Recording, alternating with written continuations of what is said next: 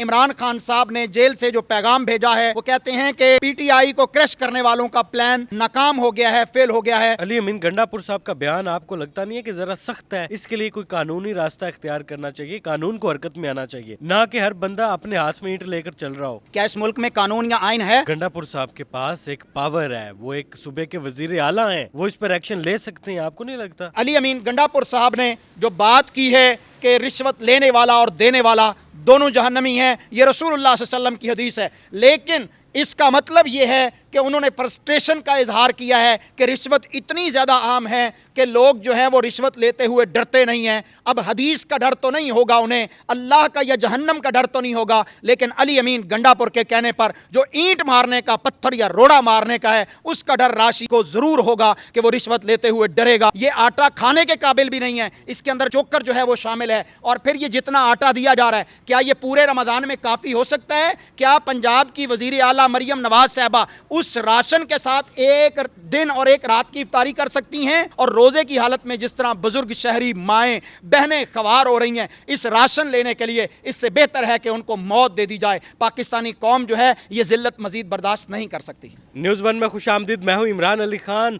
سابق وزیر اعظم عمران خان صاحب کو غدار وطن نہیں کہا جا سکتا، جسٹس عطا مندوخیل صاحب کا یہ کہنا ہے۔ 9 مئی کے ملزمان کو دہشت گرد بھی نہیں کہا جا سکتا، ریاست تو ماں جیسی ہوتی ہے، اپنے بچوں کو ماں باپ 2-3 تھپڑ لگا کر معاف کر دیتے ہیں، یہ کہنا ہے جسٹس عطا مندوخیل صاحب کا۔ علی امین گنڈا پور صاحب کا کہنا ہے کہ رشوت دینے والا اور لینے والا دونوں جہنمی ہیں، اگر آپ سے کوئی رشوت کا تقاضا کرتا ہے تو آپ اس کے سر میں اینٹ مار دو اور اس کے بیٹے کو کہہ دو کہ تمہارے باپ کو جہنم سے بچا لیا ہے۔ علامہ عبدالقیوم ظہیر صاحب میرے ساتھ موجود ہیں، ان سے جاننے کی کوشش کرتے ہیں کہ اس صورتحال میں یہ کیا کہتے ہیں۔ السلام علیکم علامہ صاحب۔ وعلیکم السلام ورحمۃ اللہ۔ جسٹس صاحب کا بیان، اس کے بعد علی امین گنڈا پور صاحب کا یہ بیان، کیا دیکھتے ہیں؟ علی امین گنڈا پور صاحب کے اس بیان کو کیسے دیکھتے ہیں آپ؟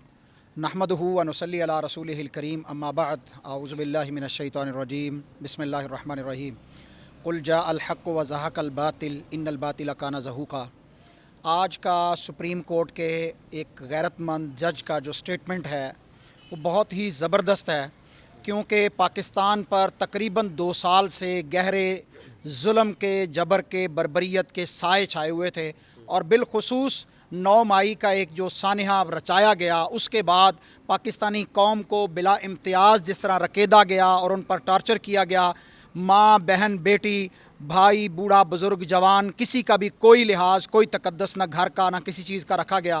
تو آج سپریم کورٹ سے جو ایک ٹھنڈی ہوا آئی ہے، وہاں کے ایک غیرت مند جج نے جو سٹیٹمنٹ دی ہے اس کو سلام پیش کرنے کو دل کرتا ہے کہ انہوں نے کہا کہ ایک کانسٹیبل کے کہنے پر عمران خان جو سابقہ وزیر اعظم ہیں اس کو غدار نہیں کہا جا سکتا، اور یہ لوگ جنہوں نے 9 مئی کا واقعہ اور اس کے بعد ان کو جن کو گرفتار کیا گیا ان کو دہشت گرد قرار دیا گیا، تو تمہارے پاس نہ کوئی CCTV ایویڈنس موجود ہے، نہ کوئی اور گواہی موجود ہے، نہ کوئی شواہد موجود ہیں، تو کس طرح ان کو جو ہے تم دہشت گرد ڈکلیئر کر رہے ہو؟ حقیقی دہشت گرد جو ہیں وہ تم سے پکڑے نہیں جاتے، اور تم جو ہے وہ پاکستان کی معصوم عوام کو پکڑ کے دہشت گرد بنا رہے ہو۔ ایسی صورت میں سپریم کورٹ کے آج 3 ججز جو تھے انہوں نے ان لوگوں کو جن کو 9 مئی کے اندر گرفتار کیا گیا تھا ان لوگوں کو آج انہوں نے رہائی کا حکم دیا ہے، ان کی ضمانتیں جو ہے وہ گرفتاری کے بعد قبول کی ہیں۔ تو یہ ایک ٹھنڈی ہوا کا جھونکا ہے جو پاکستان کی سپریم کورٹ سے آیا، اور سپریم کورٹ کے اس جسٹس نے عطا مندوخیل صاحب نے جس طرح کے الفاظ کہے ہیں کہ ریاست تو ماں ہوتی ہے، ماں باپ کو اگر غصہ آ جائے تو وہ وقتی طور پر چپیٹ مارتے ہیں اور اس کے بعد بچے کو جو ہے وہ معاف کر دیتے ہیں۔ یہ نہیں ہوتا کہ اس سے دشمنی لگائی جائے، اس سے آڑا لگایا جائے، اس کے ساتھ متکا لگا لیا جائے کہ اس کو جو ہے وہ ہم نے عبرت کا نشان بنانا ہے۔ اور آج پاکستان کے ہیرو، پاکستان کے بہترین وزیر اعظم عمران خان صاحب نے جیل سے جو پیغام بھیجا ہے وہ کہتے ہیں کہ PTI کو کرش کرنے والوں کا پلان ناکام ہو گیا ہے، فیل ہو گیا ہے۔ الحمدللہ 8 فروری کو جس طرح قوم نے باہر نکل کر یہ ثابت کر دیا کہ 9 مئی کا ایک ڈرامہ تھا، نشانہ PTI اور عمران خان صاحب تھے، لہذا قوم نے جس طرح ووٹ دیے اور جس طرح قوم کی اس امانت کے ساتھ 9 فروری کو غداری کی گئی، جس طرح ریگنگ کی گئی، جس طرح فارم 47 جو ہے وہ منظر عام پہ لایا گیا، اور فارم 45 کو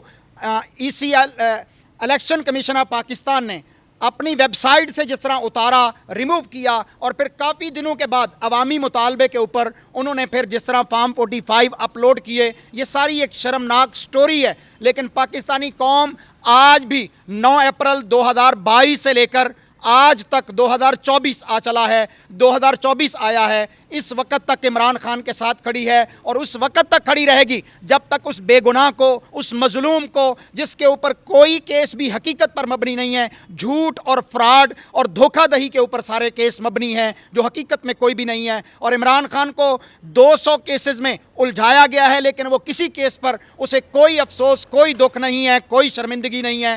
ایک کیس جو اس کی اہلیہ کے حوالے سے بشرا بی بی کے عدت کیس کا حوالہ دے کر جو انہوں نے بنایا، اس پر عمران خان کو رنج بھی ہے، دکھ بھی ہے، افسردہ بھی ہے، اور ہم بھی اس پر افسردہ ہیں کہ نکاح جیسے مقدس فریضے کو، مقدس بندھن کو، اس کو جس طرح داغدار کیا گیا یہاں پر پاکستان کی عدلیہ کے اوپر، وہ ایک کلنک کا ٹیکہ ہے اور رہے گا جب تک سپریم کورٹ یا اعلیٰ عدلیہ جو ہے اس کیس کو ختم نہیں کرتی اور عمران خان کی وہ سزا ختم نہیں کرتی اور عمران خان کو باعزت بری نہیں کرتی، اور عمران خان کا جو نکاح ہے بشرا بیگم کے ساتھ وہ ریسٹور نہیں کرتے۔ حالانکہ کتاب و سنت کے حوالے سے، ایک عالم دین اور مفتی اسلام ہونے کے حوالے سے یہ بات سمجھتا ہوں کہ عمران خان کا نکاح جائز اور درست ہے، تھا اور رہے گا۔ اس کو کوئی بھی عدلیہ کا جج جو ہے وہ نکاح کو ختم نہیں کر سکتا۔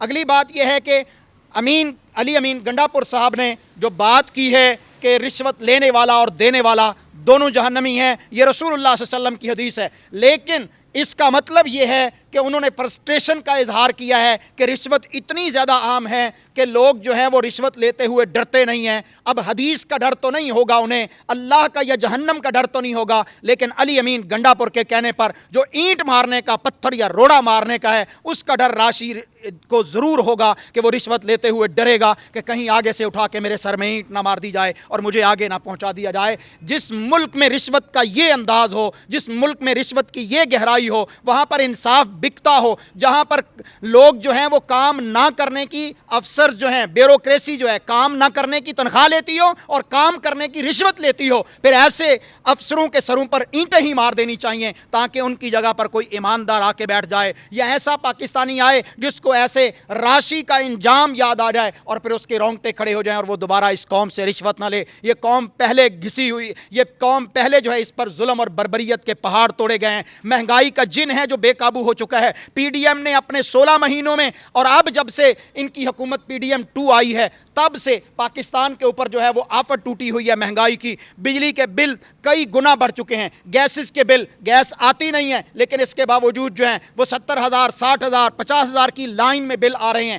قوم کہاں سے بل ادا کرے؟ اور پھر پیٹرول جو ہے وہ بڑھتا چلا جا رہا ہے، کہیں رکنے کو نام نہیں لے رہا، اور آٹے کے نام پر پنجاب کے اندر جو پاکستانی قوم پر مذاق مسلط کیا گیا ہے نگہبان راشن کے نام پہ، کہ قوم کو دن اور رات لائنوں میں لگایا ہوا ہے، آٹا مل نہیں رہا، اور آٹا ان لوگوں کو دیا جاتا ہے جو ان کے محبوب نظر ہوتے ہیں۔ گجرات کے اندر واقعہ آیا ہے کہ جو آٹا تقسیم کرنے والے متعلقہ اہلکار تھے وہ ایک گھر کے باہر ایک فوٹیج بناتے ہیں، تصویر بناتے ہیں اپنے ہی ایک اہلکار کی، تصویر بنا کے آٹا ہضم کرنے کے لیے وہ آٹا اٹھا کے خود ہی لے جاتے ہیں، گھر والوں کو پتہ بھی نہیں ہوتا کہ ہمارے گھر کا دروازہ، ہمارا نام جو ہے وہ استعمال ہوا ہے۔ یہ پاکستان کے اندر ہو رہا ہے۔ پرسوں گرین ٹاؤن کے اندر آٹا تقسیم ہو رہا تھا، میرے پاس وہ فوٹیج موجود ہے کہ ایک غریب شہری آٹا لینے کے لیے پہنچا، اس نے اپنا شناختی کارڈ دکھایا، جب شناختی کارڈ چیک کیا گیا تو کہنے لگے جی آپ کا آٹا کوئی اور لے گیا ہے، حالانکہ وہ ایلیجیبل بھی تھا، اہل بھی تھا، وہ غریب بھی تھا، اور اسے کہا گیا کہ آپ کا آٹا کوئی اور لے گیا ہے۔ اس کا مطلب ہے ایلین آتے ہیں جو آٹا لے کے چلے جاتے ہیں۔